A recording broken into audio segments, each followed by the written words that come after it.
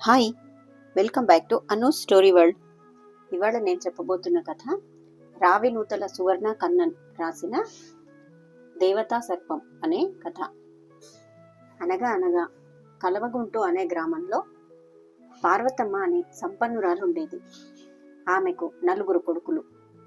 భర్త పోయినప్పటి నుంచి తల్లి తండ్రి తానే అయి వాళ్లను ఆప్యాయంగా పెంచి పెద్ద చేసి పక్కనే ఉన్న పట్నంలో వాళ్ల చేత పెద్ద బట్టల దుకాణం ఒకటి పెట్టించింది.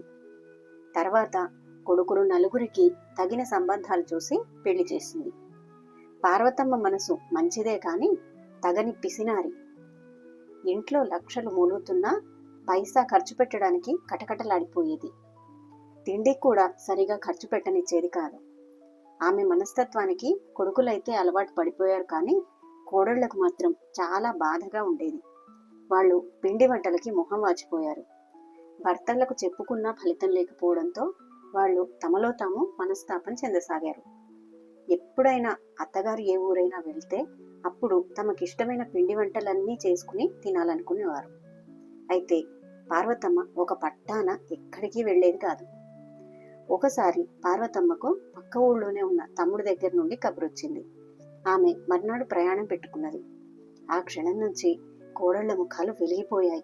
కళ్లతోనే మాట్లాడుకుంటున్నారు, గుసగుసలాడుతున్నారు. తెలివైన పార్వతమ్మ ఇదంతా గ్రహించింది. అయినా ఏం తెలియనట్టు అమాయకంగా ఉండిపోయింది. ఆ రాత్రి పార్వతమ్మ పండుకున్న తర్వాత 4 కోడళ్లు పెరట్లోని తులసి కోట దగ్గర సమావేశమయ్యారు. ఇంట్లో అత్తగారుండని ఆ 2 రోజులు తమకిష్టమైన వంటకాలన్నీ చేసుకు తినేయాలని నిర్ణయించుకున్నారు. పెద్ద కోడలేమో తనకు నేతిగారెలు తినాలని ఉంది అంటే, రెండో కోడలు తనకు జీడిపప్పు పాకం అంటే ఇష్టం అంది. మూడో కోడలు నాకు కోవా కజ్జికాయలంటే చాలా ఇష్టం అంది. 4 కోడలు నాకు హల్వా పూరీలంటే బా అంటూ నాలుక చప్పరించింది. ఇలా మాట్లాడుకుని ఎవరి గదిల్లోకి వాళ్ళు వెళ్లి పడుకున్నారు. మర్నాడు తినబోయే వాటి గురించి ఆలోచిస్తున్న వాళ్ళెవ్వరికీ నిద్ర రాలేదు. అయితే నిద్రపోయిందనుకున్న వాళ్ళ అత్తగారు వాళ్ళ మాటలన్నీ చాటు నుంచి విన్నదన్న సంగతి పాపం వాళ్ళకి తెలియదు. తెల్లవారుతూనే పార్వతమ్మ తమ 2 బండిలో ప్రయాణమే వెళ్ళిపోయింది. ఆమె ఎప్పుడు వెళ్తుందా, ఎప్పుడు పిండి వంటలు ఏర్పాటు చేసుకుందామా అని ఎదురు చూస్తున్న కోడళ్లు 4 ఆమె వెళ్ళిన కాసేపటికే తమకు కావలసిన సరుకులన్నీ తెప్పించుకున్నారు. గారెలకు పప్పు నానబోసుకున్నారు. 4 కూరలు, 4 పచ్చళ్ళు, పప్పుచారు లాంటివి తయారు చేసి భర్తల విస్తళ్లలో వడ్డించారు.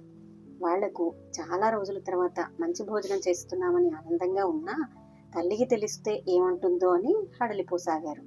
అయితే 4 కోడళ్లు వాళ్లకు రకరకాలుగా నచ్చజెప్పి అత్తగారికి ఈ సంగతి చెప్పొద్దని వాళ్ల నుంచి వాగ్దానాలు తీసుకున్నారు.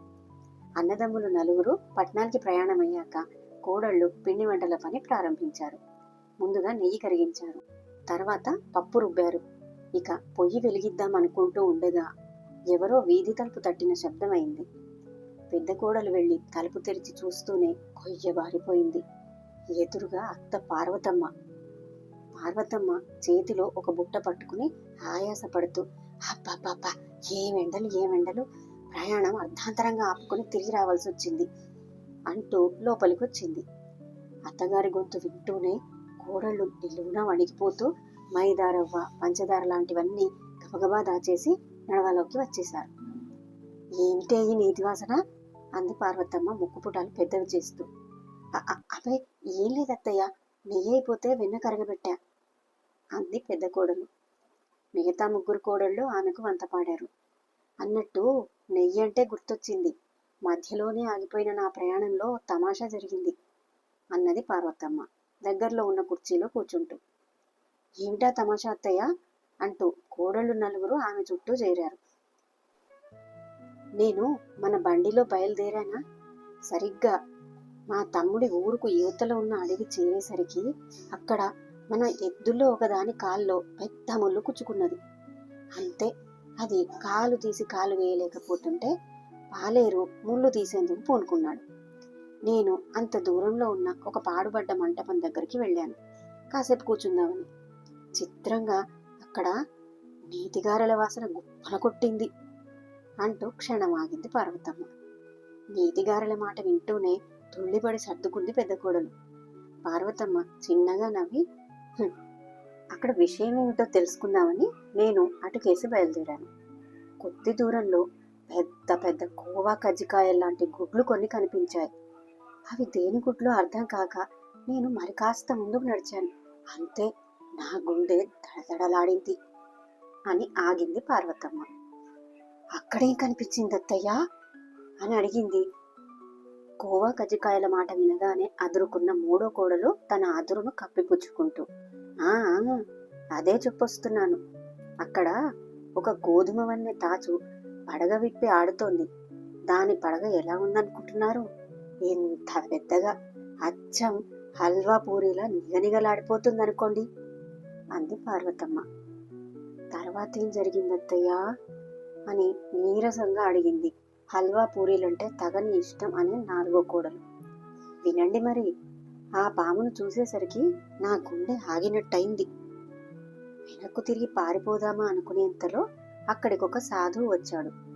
ఆయన చేతిలో అరిటాకులతో చుట్టిన పెద్ద పొట్లం ఉంది. కంగారు పడుతున్న నన్ను చూసి ఆయన చిరునవ్వు నవ్వి, అది దేవతా సర్పమని, అదున్న చోట నేతిగారల వాసన వస్తుందని, దాని పడగ అచ్చం హల్వా పూరీలాగా ఉంటుందని, దాని గుడ్లు ఇతర పాముల గుడ్లులా కాకుండా చాలా పెద్దవిగా, చూడ్డానికి కోవా కజ్జికాయల్లా ఉంటాయని చెప్పాడు. తర్వాత ఆయన తన చేతిలోని పొట్లం విప్పి పాము ముందర పెట్టాడు. అదేంటనుకున్నారో? బంగారం రంగులో ఉన్న జీడిపప్పు పాకం అంది పార్వతమ్మ. జీడిపప్పు పాకమా అని తడారిపోయిన గొంతుతో అని వెలవెలబోయింది అది ఇష్టమని చెప్పిన రెండో కోడలు. అవును, ఆ దేవతా సర్పం దాన్ని వాసన చూశాక ప్రసాదంగా స్వీకరిస్తాడట సాధువు అంది పార్వతమ్మ.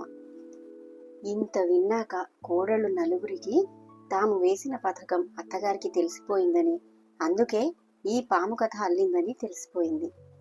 వాళ్ళు నలుగురు క్షమించమంటూ అత్తగారి పాదాల మీద పడిపోయారు. పార్వతమ్మ ఆప్యాయంగా అందరినీ లేవదీసి, అది సరే గాని ముందు ఈ బుట్టలో ఏముందో బయటికి తీయండి అంది ఆజ్ఞాపిస్తున్నట్టు. కోడళ్ళు బుట్టలోని వాటిని బయటకు తీశారు. వాళ్లకు ఎంతో ఆనందం. బుట్ట నిండా వాళ్ళకిష్టమైన పిండి వంటలు. ఆనందాశ్చర్యాలతో తనకేసి చూస్తున్న కోడళ్లతో పార్వతమ్మ, క్షమించాల్సింది నేను కాదు, మీరే నన్ను క్షమించాలి. కొండంత సంపద ఉన్నా మిమ్మల్ని తిండికి కూడా మొహం వాచేలా చేశాను. ఉన్నది అనుభవించడానికి కాకపోతే మరెందుకు? ఈనాటి నుంచి మీకేం కావాలన్నా నిర్భయంగా నిస్సంకోచంగా చేసుకు తినండి. నాకు కూడా ఇంత పెట్టండి అంది. అత్త మాటలకు కోడళ్ళు ఎంతగానో మురిసిపోయారు. అదే కథ. కథ కంచికి మనం ఇంటికి. మరిన్ని మంచి కథల కోసం నా ఛానల్ని సబ్స్క్రైబ్ చేసుకోండి. Thank you.